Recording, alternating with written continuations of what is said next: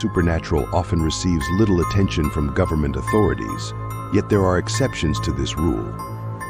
Such an exception occurred in 1930 Spain when the police, military, and international press were all mobilized in response to reports of a goblin's voice emanating from a residential stove. The peculiar event that transpired in Zaragoza, Spain, in September of 1934 was ultimately attributed to unconscious ventriloquism, resulting in the unjust defamation of a presumably innocent woman and leaving the entire city bewildered. The bizarre events unfolded on September 27, 1934, within the confines of the Palazón family's second-floor apartment situated in a residential building on Gascon-Goder Street, as it was known at the time.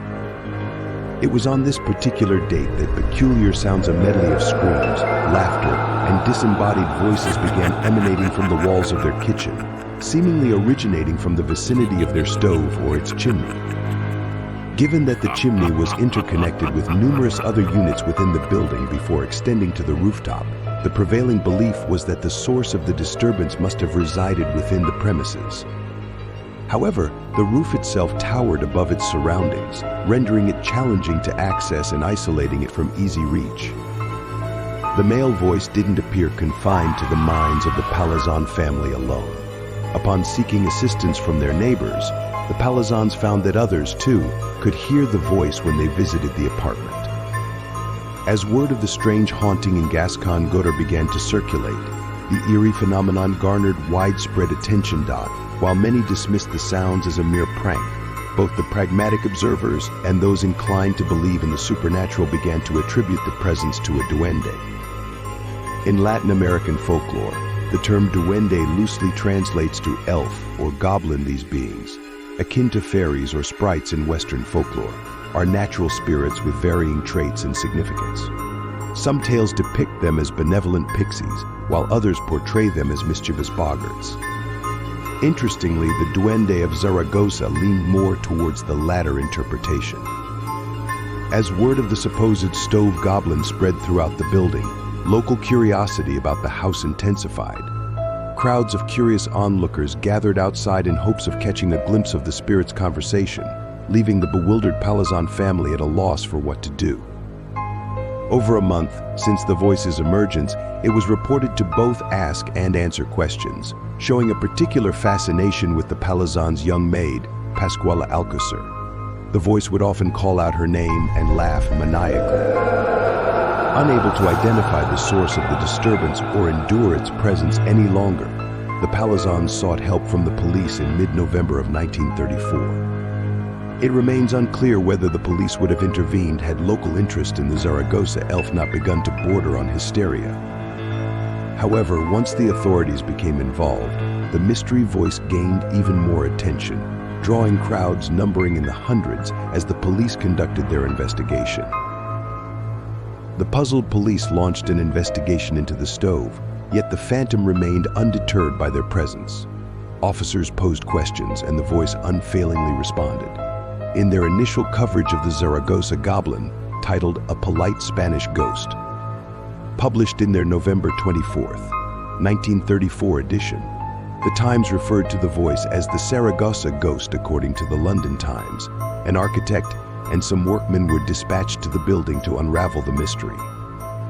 They meticulously searched every room from the cellar upwards, but found no trace of a prankster or any hiding places.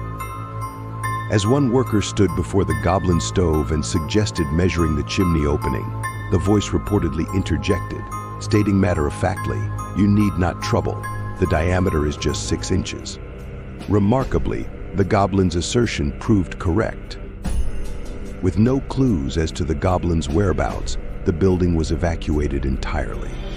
A team of police and volunteers was assembled to stand guard around the clock, maintaining a 30-yard perimeter around the home to prevent the mischief maker responsible for the voice from returning.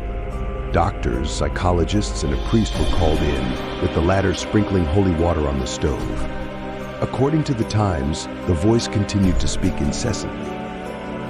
As answers remained elusive, haunted sightseeing tours from nearby Bilbao began to be organized, adding to the intrigue surrounding the mysterious phenomenon. Unexpectedly, the voice fell silent, Following 2 days of eerie quiet from the Goblin, the local magistrate, eager to restore order, dismissed the case as an anomaly, prompting the withdrawal of the police. However, the situation was far from resolved. Merely 2 days after the cessation of all communication, the voice startled a group of neighbors and visitors by abruptly exclaiming, "Cowards, cowards, cowards. Here I am with that declaration," the Goblin returned. Although the police resumed their investigation, the Palazón family had reached their limit and opted to leave Zaragoza. Despite the voice's taunting assertions, such as I am coming, no tangible presence ever materialized. Public fascination with the Zaragoza Goblin had reached a feverish peak. A radio station in Barcelona attempted to capture the voice for broadcast, while members of Scotland Yard were considering visits to the apartment to unravel the mystery. By November 30th, the governor of Zaragoza had grown weary of the goblin-related frenzy and urged the populace to calm down and assist in identifying the prankster. However, mere words weren't enough to quell the hysteria, so the governor took decisive action. On December 4th, he declared that the culprit behind the voice was none other than the young maid, Pascuala Alcocer. According to him, she had been unwittingly practicing unconscious ventriloquism, a phenomenon where the voice appears to emanate from her without her awareness. Alcocer herself professed complete ignorance of this, claiming she had no recollection of throwing her voice while in a trance-like state. The official overseeing the investigations vaguely described it as a psychic phenomenon occurring under specific circumstances. Despite arguments suggesting that the young girl, Pascuala Alcocer, was not present during most of the strange occurrences, city officials deemed the matter closed and were eager to move on. Now implicated as the perpetrator of the hoax but lacking evidence for her arrest and with little interest in pursuing it, Alcocer was permitted to return to her hometown to escape the scrutiny of Zaragoza. Gradually, the building returned to a semblance of normalcy. Although subsequent tenants would occasionally report ghostly sounds, it appeared that the Goblin had vacated the premises. No definitive culprit or explanation was ever established for the elaborate Zaragoza Goblin hoax, and the city seemed content to consign the incident to oblivion. However, remnants of the Goblin's presence lingered. Although the original apartment building, which housed the infamous Goblin stove, was demolished in 1977, the new structure erected in its place retained the name Edificio Duende, or Goblin Building.